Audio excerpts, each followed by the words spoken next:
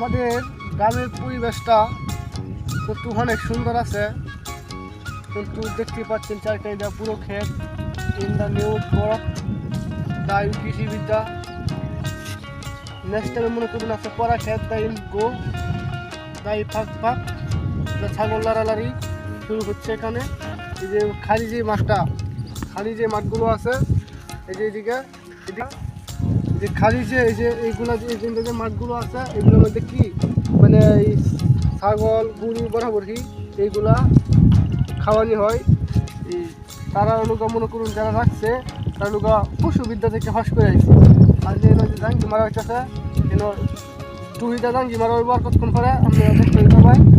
আর আমাদের ভিডিওর সাথে থাকুন, ভিডিও এখানে সমর্থ করলাম, কারণ